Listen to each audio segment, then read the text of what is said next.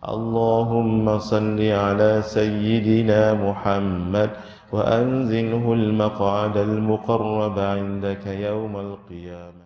السلام عليكم ورحمة الله وبركاته. ومرحبا بوصية رسول الله صلى الله عليه وآله وصحبه وبارك وسلم إلى حضرة النبي المصطفى رسول الله صلى الله عليه وآله وصحبه وبارك وسلم وإلى كافة الأنبياء والمرسلين والملائكة المقربين وإلى آله الطيبين الطاهرين وأصحابه الأكرمين والتابعين وتابعيهم وإلى جميع أولياء الله الصالحين والشهداء والعلماء والفقهاء والمحدثين وإلى سائر مشايخنا ومشايخ مشايخنا وأهل أساندنا وسلسلاتنا وإلى أرواح أموات المسلمين وإخواننا الحاضرين والغائبين. شيء لله لهم الفاتحة. أعوذ بالله من الشيطان. الحمد لله رب العالمين الرحمن الرحيم. إياك نعبد وإياك نستعين اهدنا الصراط المستقيم صراط الذين أنعمت عليهم غير المغضوب عليهم ولا الضالين آمين. بسم الله الرحمن الرحيم. نوينا التعلم والتعليم والتذكر والتذكير والنفع والانتفاع والإفادة والاستفادة والحث على التمسك بكتاب الله وسنة رسوله صلى الله عليه وآله وصحبه وبارك وسلم والدعاء إلى الهدى والدلالة على الخير ابتغاء وجه الله ومرضاته وقربه وثوابه. اللهم أنت ربي لا إله إلا أنت خلقتني وأنا عبدك وأنا على عهدك ووعدك ما استطعت أعوذ بك من شر ما صنعت أبوء لك بنعمتك علي وأبوء بذنبي فاغفر لي فإنه لا يغفر الذنوب إلا أنت. اللهم صل على سيدنا محمد وأنزله المقعد المقرب عندك يوم القيامة. اللهم صل على سيدنا محمد وأنزله المقعد المقرب عندك يوم القيامة. اللهم صل على سيدنا محمد وأنزله المقعد المقرب عندك يوم القيامة. Alhamdulillah, bertemu kembali dalam pembacaan hadis 40 tentang kubur dan kematian. Malam ini kita masuk pada hadis yang ke-15 pada muka surat 28. Bismillahirrahmanirrahim.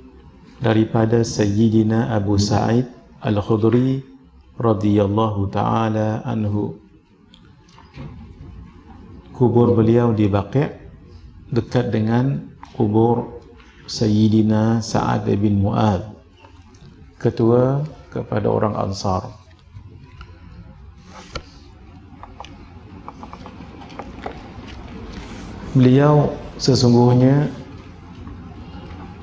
Beliau mengatakan sesungguhnya Rasulullah sallallahu alaihi wa baraka wasallam bersabda, "Idza wudi'atil jinazah wahtamalaha ar-rijalu ala a'naqihim." Apabila jenazah diletakkan dan diusung oleh orang di atas bahu-bahu mereka. Zaman dulu tidak ada kereta, tidak ada van jenazah, lalu dipikul di bahu-bahu masing-masing. Itu yang terbaik. Tetapi dengan keadaan yang ada sekarang ini, mungkin tempat yang jauh, tempat kubur yang jauh contoh, maka digunakan van, itu pun tidak mengapa. Yang lebih afdal dipikul supaya lebih menginsafkan. Fa in kanat salihatan, sekiranya dia orang yang salih, maksud roh tadi itu ataupun jenazah tadi itu orang yang salih, qalat, jenazah itu berkata, qaddimuni, hantarkanlah aku dengan cepat. Kenapa? Sebab Allah menjanjikan kenikmatan kubur. Selagi tak masuk kubur, belum dapat kenikmatan itu. Sebab itu dia tak sabar untuk dikuburkan. Wa in kanat ghaira salihatin, sekiranya dia bukan orang yang salih, atau diterjemah jenazah itu tadi bukan orang yang salih, qalat, jenazah ini akan mengatakan, ya wailaha, alangkah celakanya, aina yadhhabuna biha, kemanakah mereka akan membawanya. Maksud dia akan kata, kemana kamu nak bawa saya ni? Nah, dia menyesal ketika itu. Suara dua-dua ini didengar oleh semua makhluk, termasuklah hayawan, tumbuh-tumbuhan. Yasma'u sawtaha kullu syai'in illa al-insan, semua benda ataupun semua perkara mendengarnya, termasuk hayawan, binatang, malaikat, tumbuh-tumbuhan, semua dengar kecuali manusia. Lau sami'ahu sa'iqa, sekiranya dia manusia mendengar, dia akan pengsan, sebab dia menjerit kuat sangat, jeritan penyesalan yang tidak berguna lagi. Sebab itu yang namanya ibadah itu sekarang. Meninggal nanti tak ada ibadah dah, sampai bila-bila tak ada dah. Kecuali Sayyiduna Thabit Al-Bunnani, ada yang mengatakan Al-Bannani, hanya beliaulah di kalangan orang biasa yang minta pada Allah untuk solat dalam kubur. Selain daripada itu tidak ada yang solat lagi. Hatta di dalam syurga tidak ada lagi namanya ibadah. Di situ hanya menerima kebaikan-kebaikan, balasan-balasan, kebahagiaan, keselesaan dalam syurga. Tidak ada namanya solat lagi. Kerana itu jangan sampai menjadi jenazah yang kedua itu, yang dia menjerit, dia menyesal, kerana dia tahu dia akan masuk ke satu alam yang sangat krusial, alam kubur. Kalau di situ lepas, the rest will be more easier, yang selepasnya akan jadi lebih baik. Syukran Ustaz. Kalau di kubur pun tak lepas, the rest will be more tougher. Selepas itu lebih lagi keras, lebih lagi berat. Nah, jadi dia lepas dulu di kubur itu. Jazakallah khair.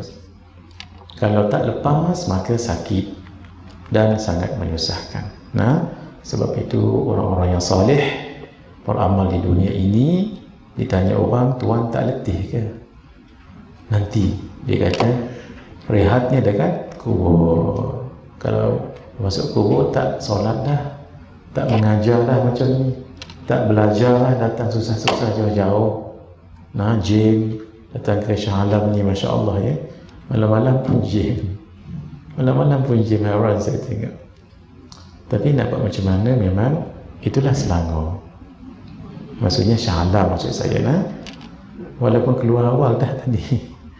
Ala kulli hal, itu semua untuk menambahkan kesabaran orang yang sabar. Innama yuwaffas sabiruna ajrahum bighairi hisab. Hanya saja orang-orang yang sabar itu katanya tidak ada kiraan hisab, maksudnya banyak sangat tak terkira. Baik, Al-Imam Al-Aini beliau mengatakan hadis yang kita bacakan tadi dijadikan dalil bahawa seluruh makhluk mendengar perkataan mayat kecuali manusia.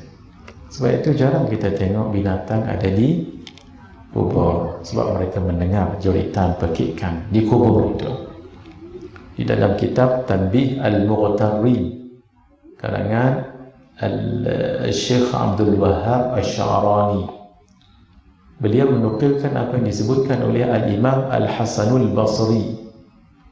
Jangan kamu terpedaya dengan ketenangan di atas kubur.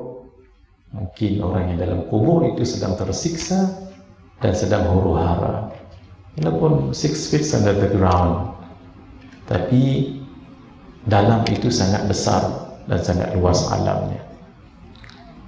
Karena itu yang tak dengar cuma manusia. Sebab itu kadang-kadang pergi kubur pun boleh bergurau lagi, boleh lalai lagi, boleh ingat dunia lagi. Sepatutnya orang di kubur tak boleh untuk liar hatinya.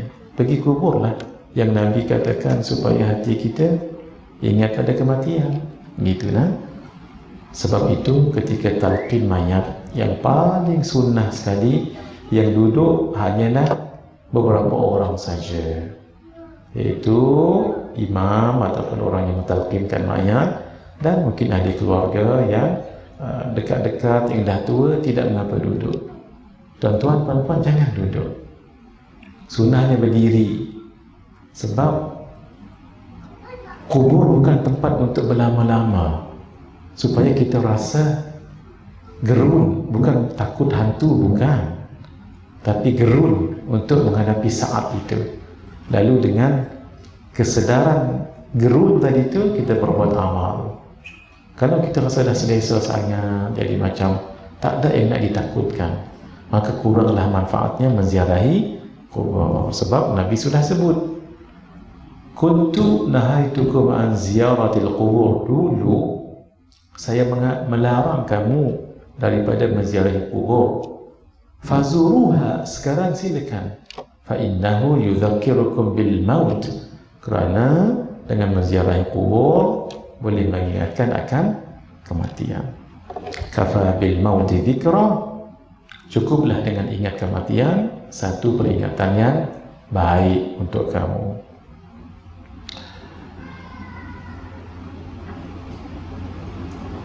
Lidulil mauti wa banulil kharabi liman nabnu wa nahnu ila turabi.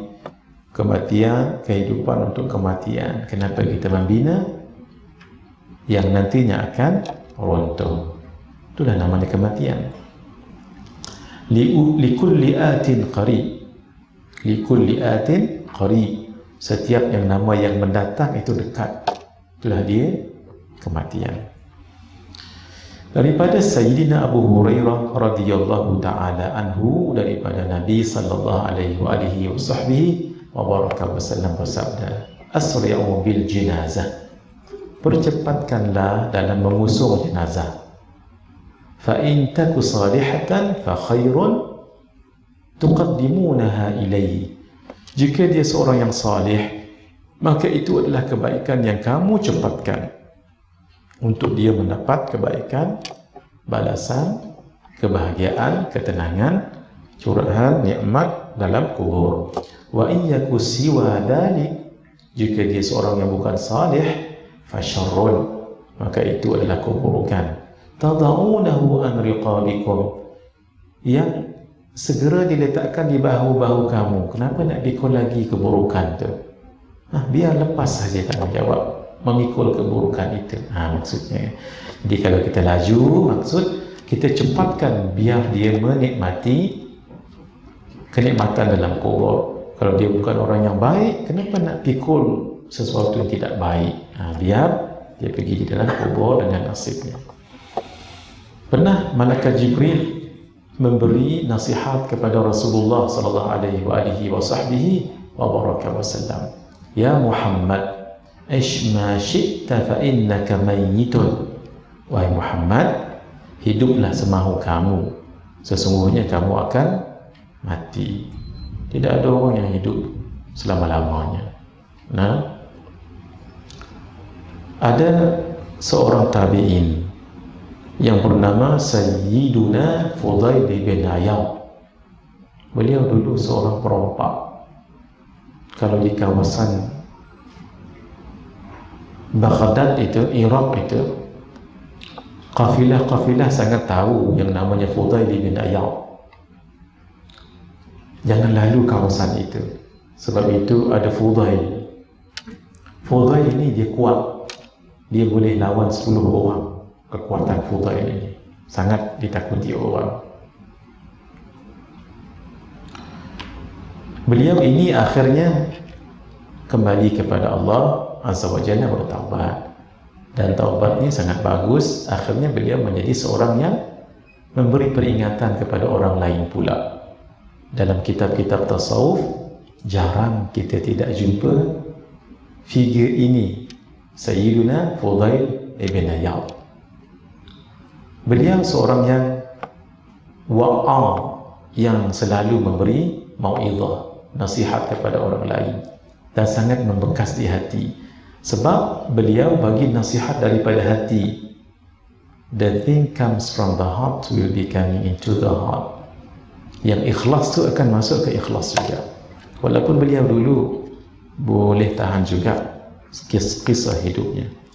Sayyidina Fudail bin Iyad ini nampak diterima taubatnya oleh Allah, malah beliau juga memimpin orang-orang yang nak berjalan pada Allah selepasnya. Sekali beliau jumpa dengan seorang pakcik. Ya am, kam akhadta min umrik? Berapa umur pakcik sekarang? Berapa dah pakcik ambil umur itu? Berapa dah tu bahasanya? Sittina sana. Kata pakcik ini 60 tahun. Kata Sayyidina Fudail, idzan kalau begitu, laqad salakta ila Allah 60 sanah fa khashitu an tablugh. Kalau begitu, pakcik telah menggunakan 60 tahun umur, dan saya bimbang pakcik akan sampai atas nama kematian. Hal arafta dhalik? Adakah pakcik tahu benar ni? Kata pakcik ini, araft. Ya, saya tahu. Kata Sayyidina Fudail, wa idza arafta annaka salakta ila Allah fa anta mawqufun. Kalau pakcik tahu yang pakcik berjalan pada Allah, pakcik pasti akan berhenti. Itu namanya kematian. Araft, ya saya pun tahu itu. Wa idza arafta annaka mawqufun fa anta mas'ulun. Kalau pakcik tahu yang pakcik akan berhenti berjalan tadi itu, maksudnya ini bahasa kiasan, pakcik akan mati, maka pakcik akan ditanya. Araft, ya saya tahu, kata pakcik ini. Kata Sayyidina Fudail, wa idza arafta annaka mas'ulun fatu'id li su'ali jawaba. Kalau pakcik tahu yang pakcik berhenti dan akan ditanya, you are questionable, you are accountable. Pakcik akan dipertanggungjawabkan, akan diperhitungkan amalan. Fatu'id li su'ali jawaba. Kalau begitu, bersedialah dengan jawapan untuk nanti soalan-soalan yang akan ditanya atas apa yang kamu lakukan. Ketika itu dia terasa, oh betul juga. Lalu dia reflect, banyak ibadah ke, banyak ghaflah ke, banyak baik ke, banyak buruk ke, banyak ingat Allah, zikir ke, banyak lupa ke, banyak taat ke, banyak maksiat ke. Semua negatif, semua negatif yang beliau ingat. Akhirnya beliau menangis. Pakcik ni tadi menangis. Banyak yang lara daripada yang sempurna, banyak yang maksiat daripada taat, banyak yang ghaflah daripada ingat. Akhirnya beliau menangis. Ya Fudail, aynal mafar? Wahai Fudail, beliau mengaku ya, keinsafan sudah muncul dan memang dilihat dan direflect, banyak lara daripada ingat, banyak maksiat daripada taat. Apa jalan keluar, wahai Fudail? Kata Sayyidina Fudail bin Iyad, ya am, wahai pakcik, i'mal ma baqiya yughfar laka ma madha. Beramal dengan umur yang berbaki ini, berapa tahun lagi tak tahu. Yughfar laka ma madha, insya-Allah. Kalau pakcik betul-betul insaf, maka diampunkan apa yang dulu pakcik pernah lakukan. Gitu ya. Itu ketika umur 6 tahun. Sebab Nabi sebutkan hasaru ummati baina 60 wa 70. Umur umatku antara 60 ke 70 tahun. In between. Ada yang tak sampai pun 60 tahun dah meninggal. Tapi roughly begitulah ketika umur umat ini tak panjang. Kerana itu, ish ma syi'ta fa innaka mayyitun. Wahai Muhammad, hidup semahumu, sesungguhnya kamu akan mati. Wa ahbib man syi'ta fa innaka mufariquh. Cintailah sesiapa pun yang kamu mahu. Sesungguhnya kamu akan berpisah dengannya, itu pasti itu.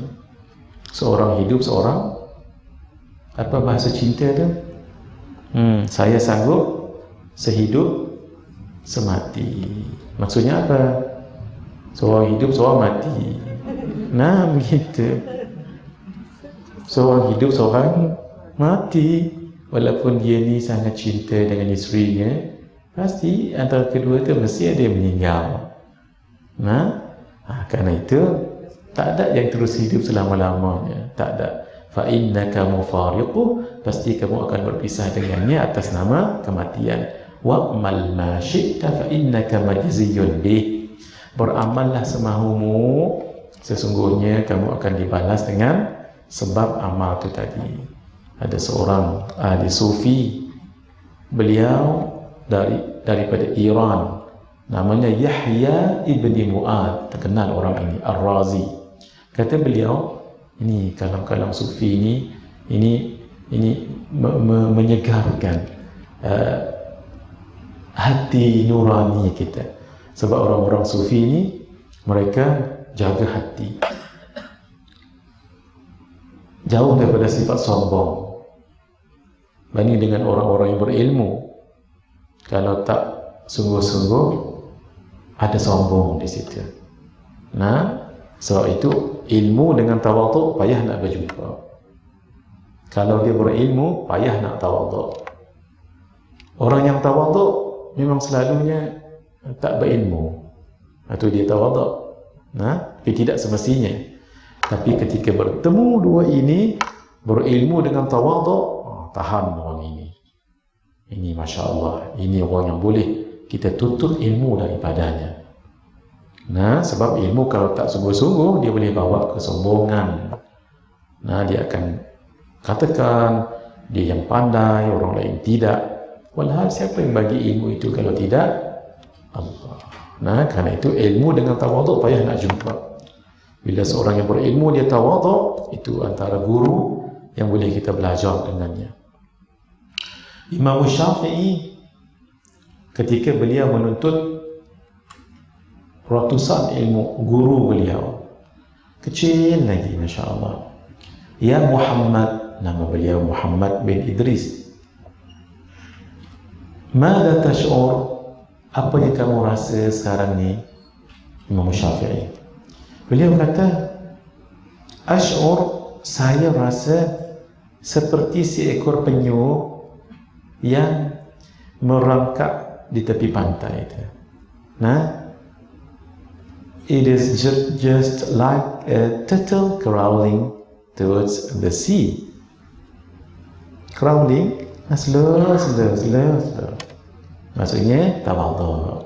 Mangkat. Bukan macam kuda berlari dah. Very slow.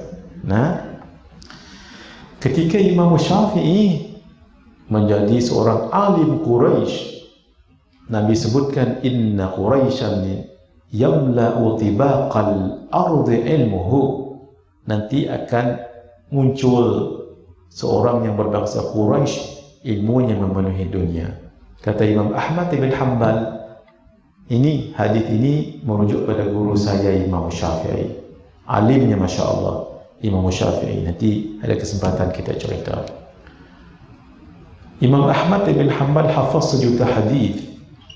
Pun bila Imam Syafi'i datang, Imam Ahmad belajar dengan Imam Syafi'i.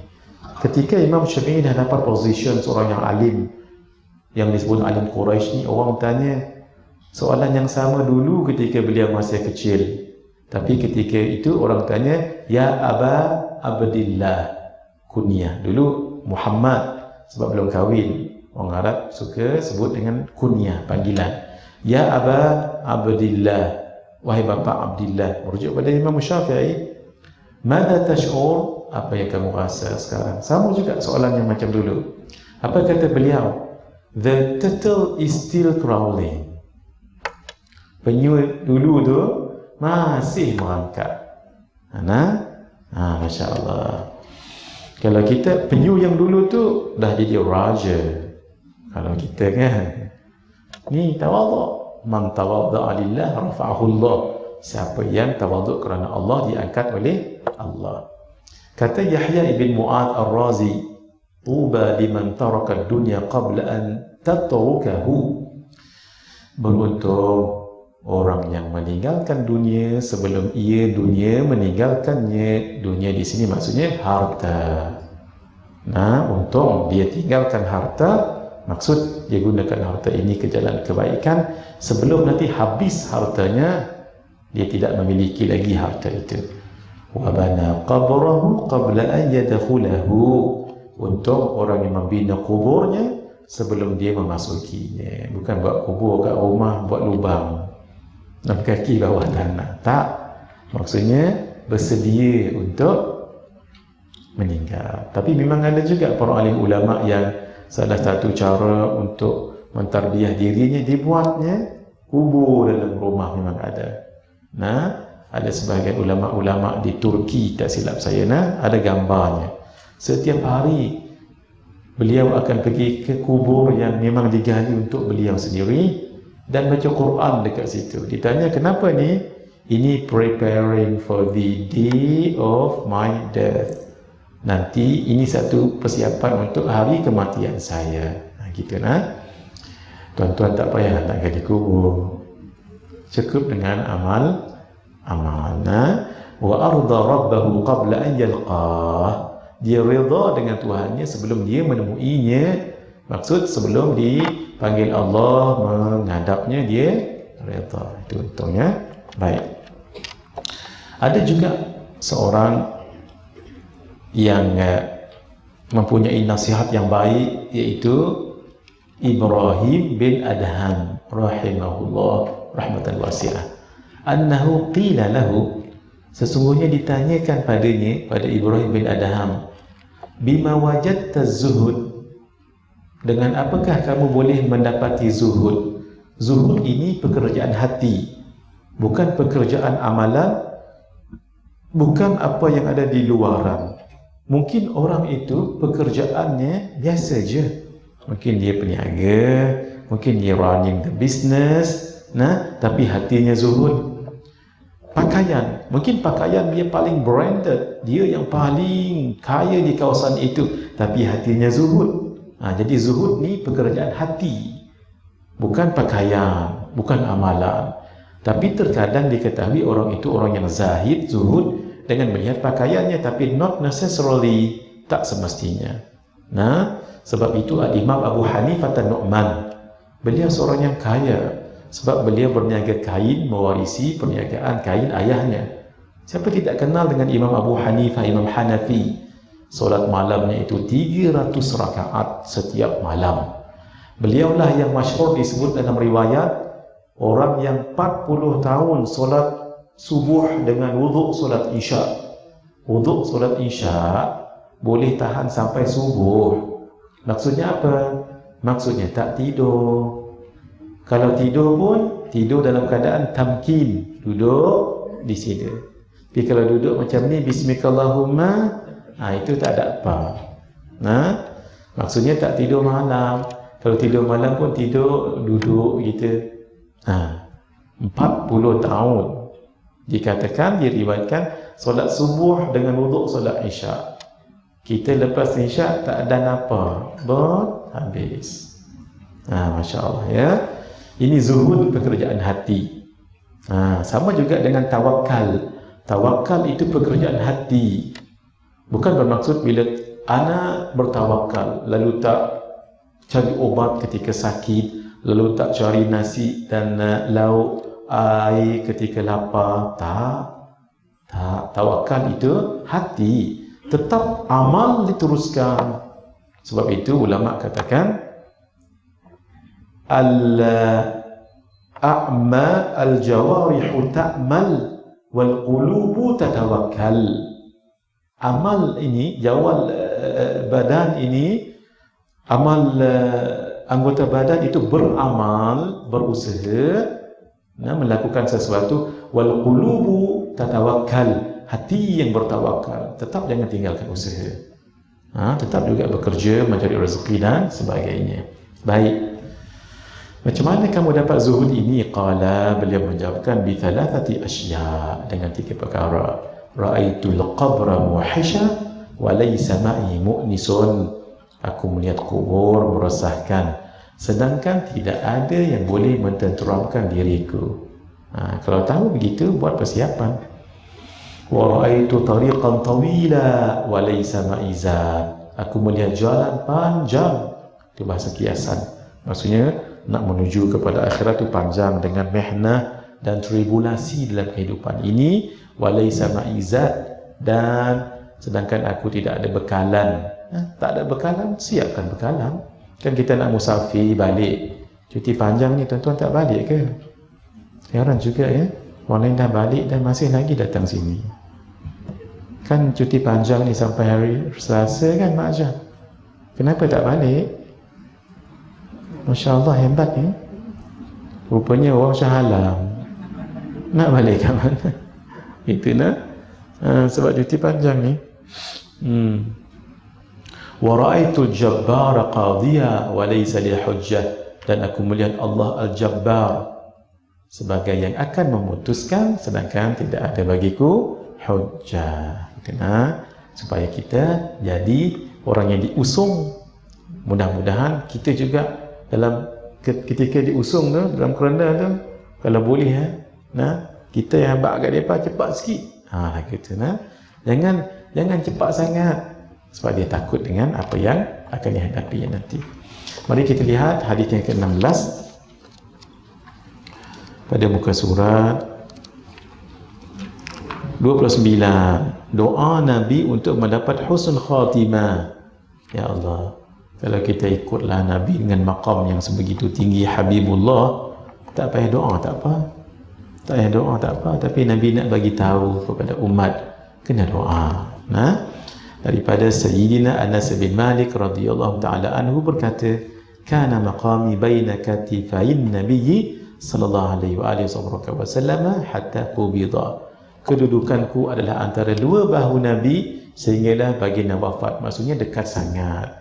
Sebab Sayyidina Anas bin Malik ketika Nabi pindah ke Al-Madinah, mak beliau Ummu Sulaim datang, ya Rasulullah, ini Anas, seorang anak yang cerdas, yang pintar. Aj'aluhu khadiman laka, aku jadikan beliau ini khadam pada Tuhan. Fad'ullaha lahu, doakan untuknya. Nabi terus doa, Allahumma attil umrahu wa akthir amwalahu wa akthir malahu warda'anahu. Ya Allah, panjangkan umurnya. Umur Sayyidina Anas ni panjang. Tua, sempat lagi muammar maksudnya panjang umur. Banyakkan hartanya. Tidak ada orang yang kebun kurmanya berbuah 2 kali di Madinah melainkan kebun Sayyidina Anas bin Malik, berkat doa Nabi. Banyakkan anaknya. Ini yang saya dengar daripada guru kami Syekh Nuruddin. Sayyidina Anas mengatakan, anakku yang aku kuburkan dengan 2 tangan ini tak kurang 100 orang. Anak beliau yang beliau kuburkan dengan tangan beliau tak kurang 100 orang. Tapi bukan seorang isteri, lebih daripada seorang isteri. Dan diridai oleh Allah dan manfaat ilmunya. Beliau 10 tahun menjadi khadam kepada Rasulullah sallallahu alaihi wasallam. Sebab itu ketika beliau dihantar oleh ibunya Sayyidatuna Ummu Sulaim, umur 9 tahun, Nabi wafat, umur beliau adalah 19 tahun, masih muda beliau. Sebab itu beliau selalu bersama dengan Nabi. Sebab itu beliau sangat dekat. Aku antara 2 bahu Nabi sehinggalah baginda wafat. Maksudnya selalu mengawasi Nabi sampai wafat. Hatta qubida, sehingga baginda dicabut, maksudnya wafat. Fakana sallallahu alaihi wa baraka wa sallama yaqul idza sarafa min as-salah, adalah baginda apabila selesai daripada salat membaca doa, Allahumma ja'al khaira umri akhirahu, ya Allah, jadikanlah sebaik-baik umurku pada penghujungnya, wa khaira amali khawatimahu, sebaik-baik amalku pada penutupnya sebelum meninggal, waj'al khaira ayyami yauma alqak, dan jadikanlah sebaik-baik hariku hari ketika aku bertemu denganmu. Itu hari yang terbaik dalam hidupnya, sebab bertemu dengan Allah dalam keadaan dia redha dan Allah redha dengannya. Ini Nabi pun berdoa. Ini kan pula kita, Nabi yang dijamin dah syurga dah ni pun doa. Ini untuk iktibar kepada umat kita lebih lagi lah kalau begitu. Di dalam kitab Nasaihul Ibad,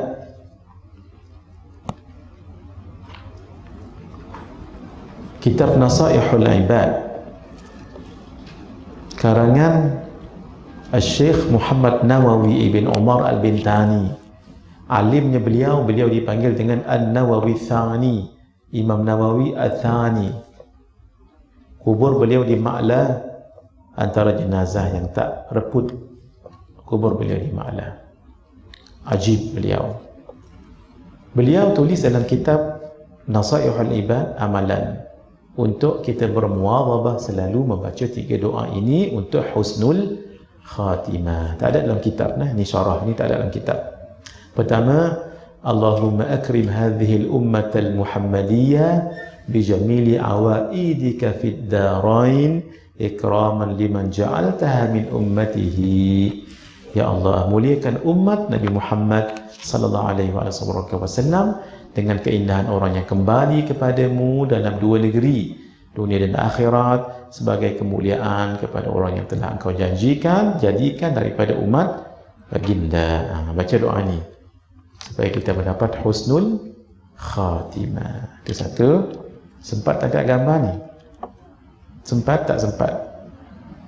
3 saat sudah. Antara solat subuh dan solat fardu subuh amal esok. Sebab kata Imam Nawawi, mana-mana ilmu yang didengar mesti diamal walau sekali. Dan kena amal lah esok ke bila-bila ya.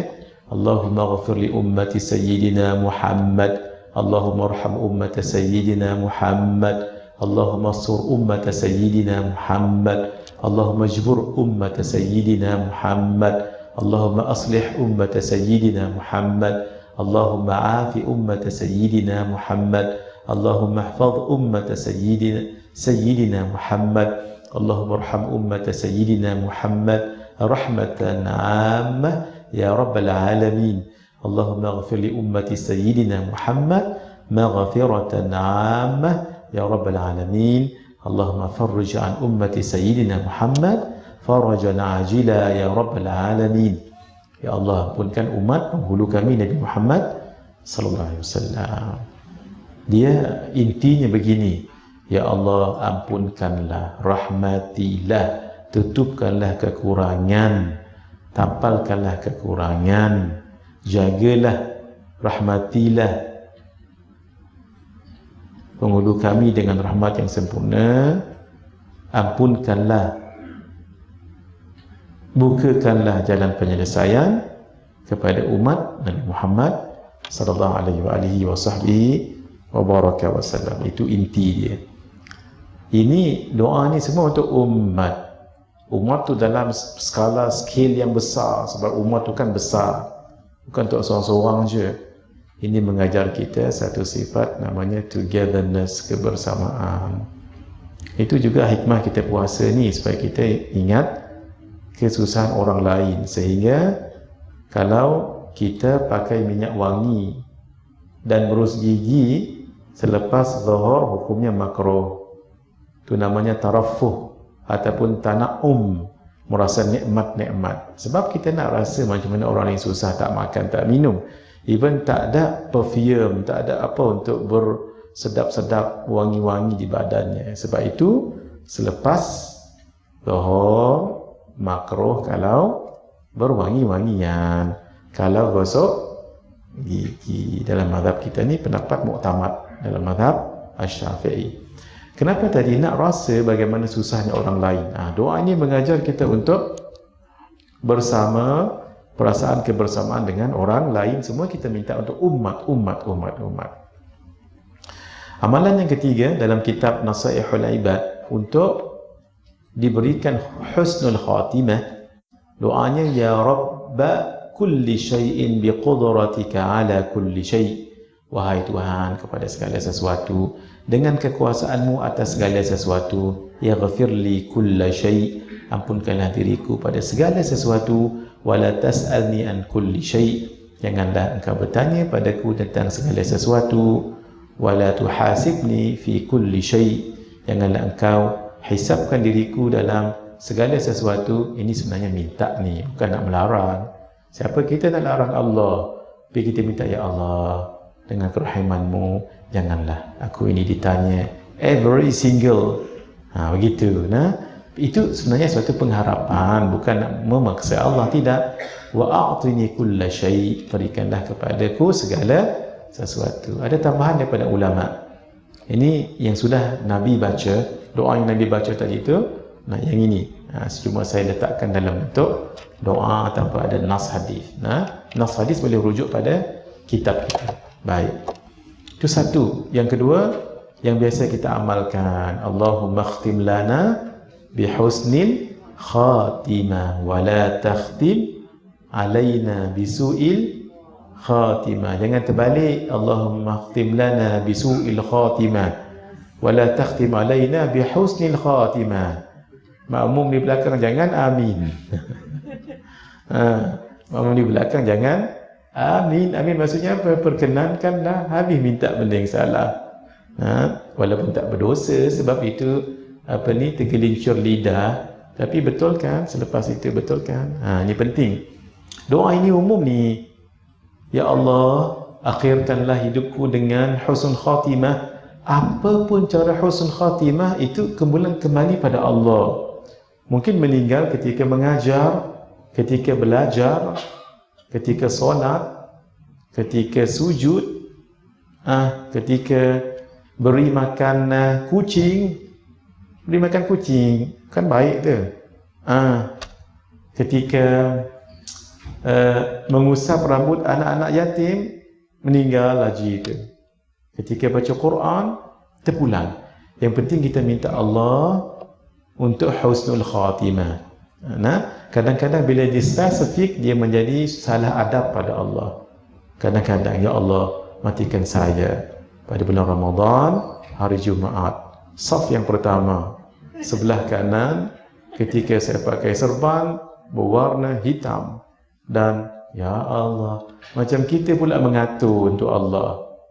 Sebab itu cara istikharah itu kena tepat. Maaf, orang yang tak kahwin lagi, sekarang doa.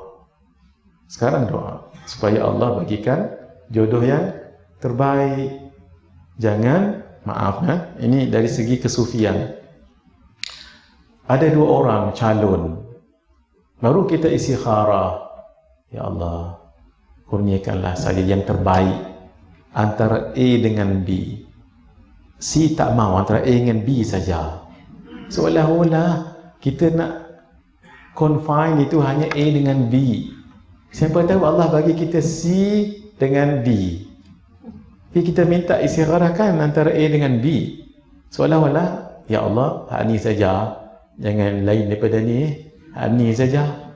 Walhal Allah kalau nak bagi lebih daripada tu pun, kerana itu tak salah, doa tadi tak salah, tapi yang lebih tepat adalah sekarang kita doa. Ayah ibu sama juga. Kalau esok keluar result SRP ke, APSR ke, whatever, PMR ke, jangan malam ni barulah nak solat hajat menangis-nangis. Sujudnya bukan main, Masya Allah. Ya Allah, supaya result dah di print out oleh Kementerian Pendidikan. Nak tunggu masuk ke sekolah je esok. Macam mana nak berubah lagi? Sekarang ataupun waktu nak exam, hari pertama exam, waktu tu kita doa. Mudah-mudahan Allah lembutkan hati pemeriksa tu. Ni kenapa buat begini ni? Dengan doa kita. Oh ini maksudnya pelajar ni. Okey, fine. Begitu. Jangan di print out oleh kementerian baru nak doa. Doa tu bagus tapi tak kena caranya. Begitu juga jodoh dan sebagainya. Baik. Antara doa yang lain, Allahumma khtim lana bil Islam, wakhtim lana bil iman, wakhtim lana bil khair, wakhtim lana bis sa'adah, wakhtim lana bi husnil khatimah. Panjang sikitlah. Ya Allah, akhirilah hidup kami dengan Islam, jangan berubah agama lagi. Akhirilah hidup kami dengan iman. Akhirkan hidup kami dengan kebaikan. Akhirikanlah hidup kami dengan kebahagiaan. Dan akhirkanlah hidup kami dengan husnul khatimah. Ini dalam kitab An-Nasaih Ad-Diniyah wal Wasaya Al-Imaniyah karangan Al-Imam Abdullah bin Alawi Al-Haddad. Baik, yang terakhir untuk kita kongsikan malam ini, hadis yang ke-17. Doa Nabi sallallahu alaihi wasallam supaya dijauhi daripada fitnah kehidupan dan kematian. Nabi juga berdoa, bermaksud Nabi minta pertolongan daripada Allah. Ini kan pula kita hamba ni, mesti kita minta pada Allah SWT. Baik. Daripada Sayyidina Anas bin Malik, tidak pelik beliau banyak meriwayatkan hadis sebab beliau bersama selalu dengan Rasulullah sallallahu alaihi wasallam. Berkata, Kana Nabiyullah sallallahu alaihi wasallam yaqul, adalah Nabi sallallahu alaihi wasallam berdoa, Allahumma inni a'udzubika minal ajzi wal kasal. Ya Allah, sesungguhnya aku berlindung denganmu daripada lemah dan malas, wal jubun, dan rasa penakut, wal bukhul, kedekut, wal haram, dan menyusahkan orang lain ketika tua. Tadi saya dengar ceramah daripada seorang ustaz yang baik di Malaysia ini, Al-Fadhil Ustaz Wadi Anwar. Beliau cerita tentang ada doa seorang ibu. Doanya begini, Ya Allah, kalau ditakdirkan saya tua, biarlah saya jangan menyusahkan orang lain. Even pada anak-anak sendiri. Sebab ibu, ayah boleh jaga 10 orang anak. 10 orang anak belum tentu dapat jaga seorang ibu. Insaflah, siapa yang ada ibu lagi, insaflah. Sebab Nabi pernah naik atas mimbar dan sebut amin, amin, amin. Lalu para sahabat bertanya, Madza tasna'u lima tasna'u dzalika ya Rasulullah? Kenapa Tuhan sebutkan amin, amin, amin mimbar? Sebab mimbar Nabi ada 3. 1, 2, 3. Amin, amin, amin. Nabi mengatakan sebab malaikat Jibril datang padaku. Dan malaikat Jibril mengatakan bahawa raghima anfa abdin au ba'uda, hinalah seseorang itu atau jauh daripada rahmat Allah yang dakhala Ramadan falam yughfar lah, masuk bulan Ramadan 30 hari, 29 hari, tak diampunkan dosanya oleh Allah. Sebab dalam Ramadan dia buat dosa pada Allah. Kalau Ramadan berani buat dosa, di luar lebih lagi lah. Sebab Ramadan ini penuh rahmat. Wa suffidati syayatin, syaitan-syaitan dibelenggu. Ai maradatu syayatin, syaitan yang jin-jin yang ganas-ganas. Maka yang biasa-biasa ni ada lagi. Sebab tu ambil selipar orang. Sebab tu ambil air kedondong orang ataupun nasi orang, walhal puasa tu, dan mengata orang sebab ada lagi yang kecil-kecil ni. Itu satu pendapat. Pendapat yang kedua kata tak totally semuanya dibelenggu oleh Allah. Kenapa masih buat maksiat lagi? Not because of the devil, tapi because of your lust. Kerana hawa nafsu yang telah terdidik dengan benda yang tak elok itu 11 bulan. Akhirnya dia terbiasa berbuat maksiat dan dosa. Macam seorang pemain badminton jugalah, 11 tahun belajar servis, belajar forehand, backhand, smash, jumping smash. Tahu Ustaz lah. Wakil. Nah, dulu pernah jugalah. Sekarang ni pun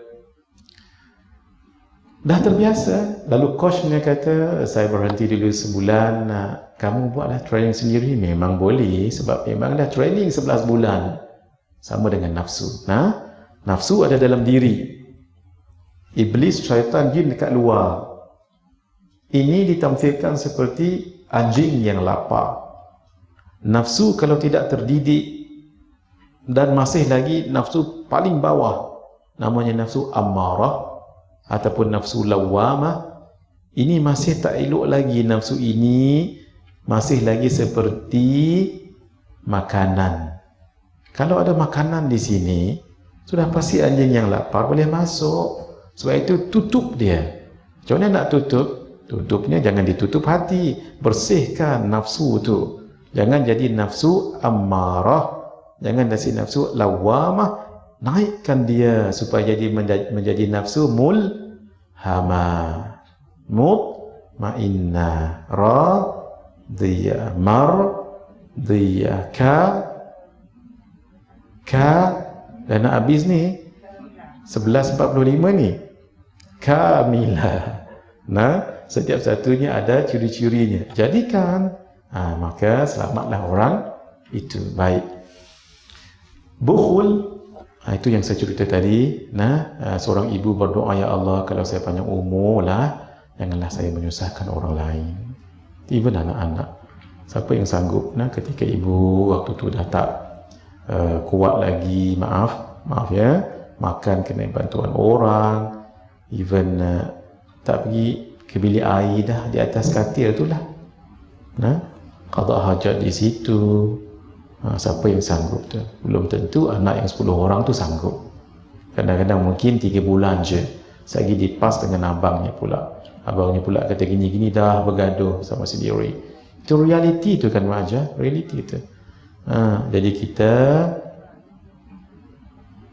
azam, jangan jadi begitu. Kalau meninggal nanti mak ayah baru nak menangis, pergi tak kembali dah sekarang. Sebab itu doa yang kedua, ketika Nabi mengatakan amin, kenapa? Malaikat Jibril mengatakan raghima anfu abdin aw ba'uda, hina seseorang itu ataupun jauh daripada rahmat Allah ketika dia ada dua orang tuanya atau salah seorang di antara keduanya masih hidup, tapi ia tidak menjadikan dia masuk ke syurga Allah Subhanahu wa taala. Kan rugi orang ini ni. Dan yang ketiga, malaikat Jibril mengatakan orang hina dan jauh rahmat orang itu. Kenapa tu? Idza dzukira ismaka indahu falam yusalli alaik. Ketika namamu disebut di sisinya, tidak mau dia bersalawat ke atas kamu.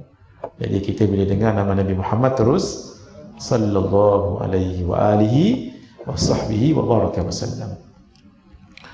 Wa a'udzu bika min adzabil qabr, aku berlindung denganmu ya Allah daripada azab kubur. Malam esok kita akan masuk tajuk azab kubur, dan fitnahnya. Wa a'udzu bika min fitnatil mahya wal mamat, dan aku berlindung denganmu daripada fitnah kehidupan dan fitnah kematian. Fitnah kehidupan ini sekarang kita rasa dengan zaman teknologi sekarang ini. Ya Allah, takut kita sehingga ulama mengatakan ini bukan zaman fitnah, tapi ini zaman fitan, zaman fitnah. Kadang-kadang fitnah itu dirasakan sebagai sumber pendapatannya. Tidak segan silu untuk sebut benda yang tak elok pada ulama. Malah kadang-kadang yang disebutnya itu adalah orang yang saleh, orang yang wali Allah. Apalah salah? Kalau salah sekalipun, pergi personally PM kata orang kan, personal message, Saya dulu tak tahu apa maksud PM tu. Rupanya personal message. Betul ke Bang Kamarudin? PM pun tak tahu juga, sama kita dua. Nah, apalah salah. Kenapa? Kalau di umum-umum sebegitu, orang yang tak tahu jadi tahu. Yang kedua, orang ini orang yang terkenal dengan saleh, dengan bagusnya. Nanti menjadi suatu image yang buruk pula bagi orang mengatanya. Lalu orang yang memang sudah tersedia, memang tak elok, lalu mengatakan yang tak elok-elok. Itulah kata Masya Allah. Doa banyak-banyak supaya fitnah dunia, fitnah kehidupan ini terhindar daripada kita. Itu fitnah begitu, Masya Allah.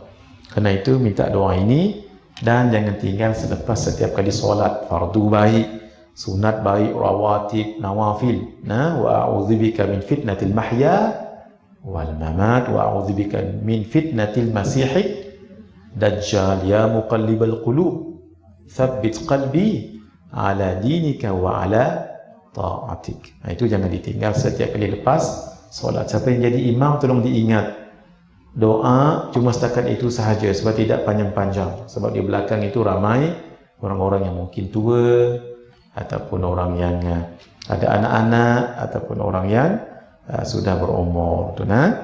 Wal mamat, dan fitnah kematian.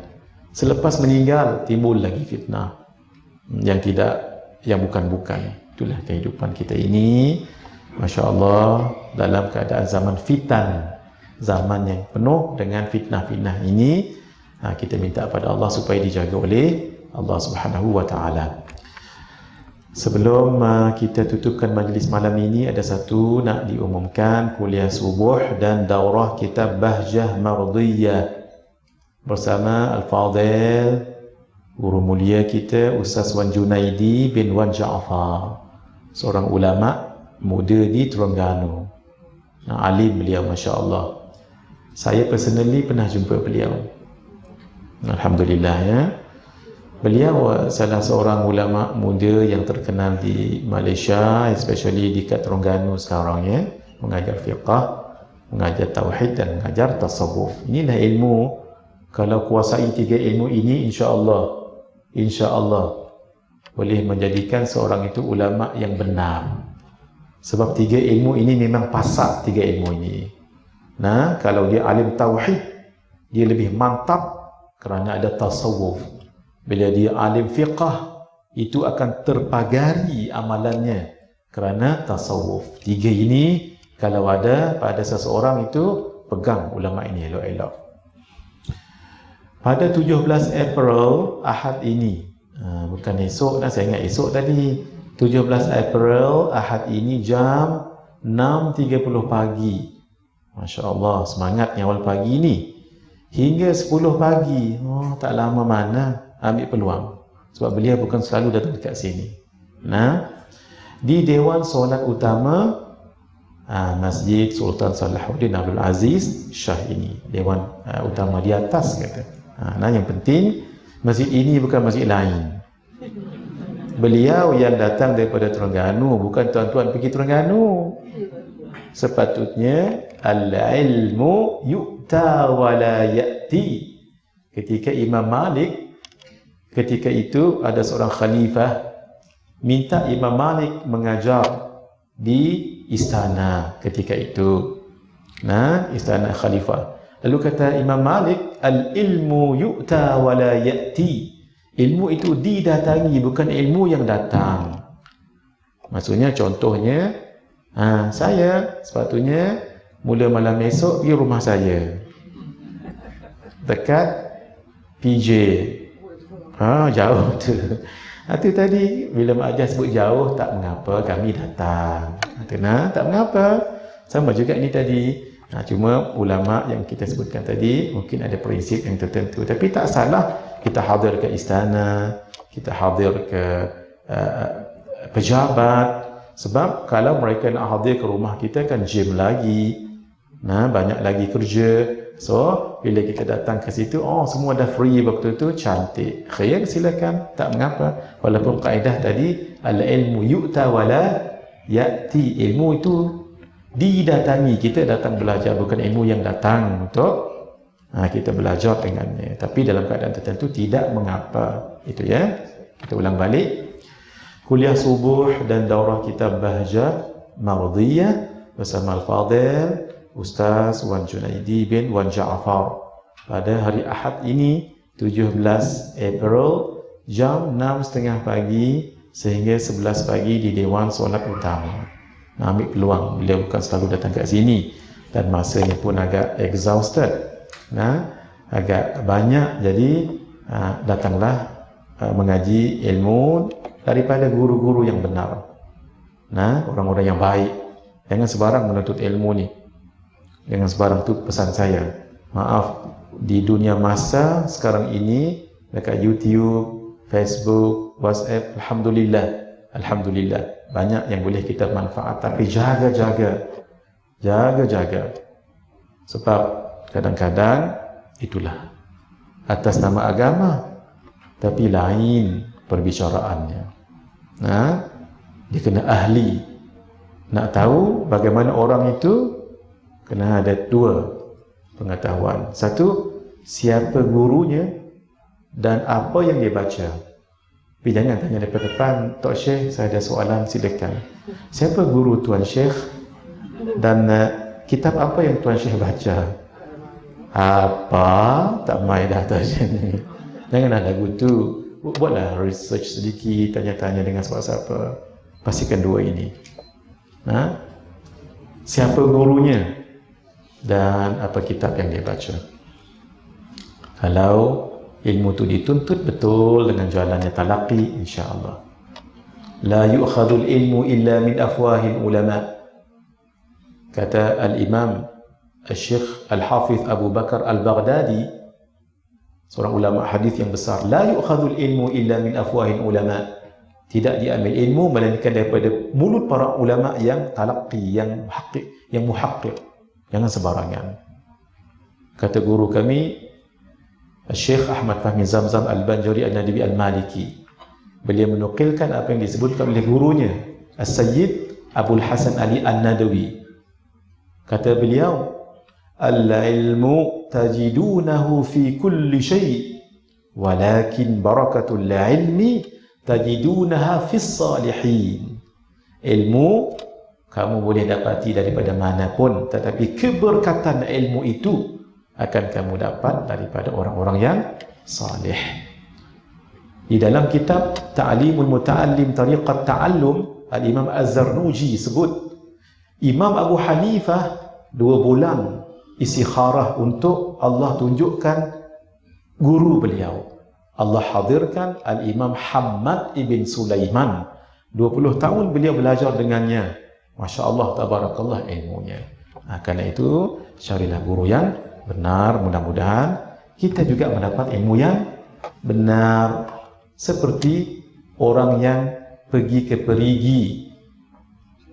Kalau perutnya sakit lalu pergi perigi yang airnya bersih, akan sihat tubuh badannya. Sebaliknya, dia orang yang sihat tapi pergi ke perigi yang kotor, yang sihat jadi sakit, malah mungkin bawa kematian. Begitulah guru.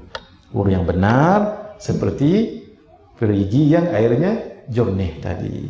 Yang sebaliknya itu boleh membawa ke mudaratan. Mudah-mudahan kita dapat ilmu yang benar, tahqiq daripada guru yang muhaqqiq. Hadza wabillahi taufiq wal hidayah. Wassalamualaikum warahmatullahi wabarakatuh. Bismillahirrahmanirrahim. Alhamdulillahirabbil alamin. Wassalatu wassalamu ala asyrafil anbiya'i wal mursalin wa ala alihi wa sahbihi ajma'in. Allahumma ij'alna minal ladzina yastami'una al-qawla fayattabi'una ahsanah. Wa sallallahu ta'ala wa sallama ala sayyidina Muhammad wa ala alihi wa sahbihi ajma'in. Walhamdulillahirabbil alamin. Bi sirril Fatihah. Alhamdulillah.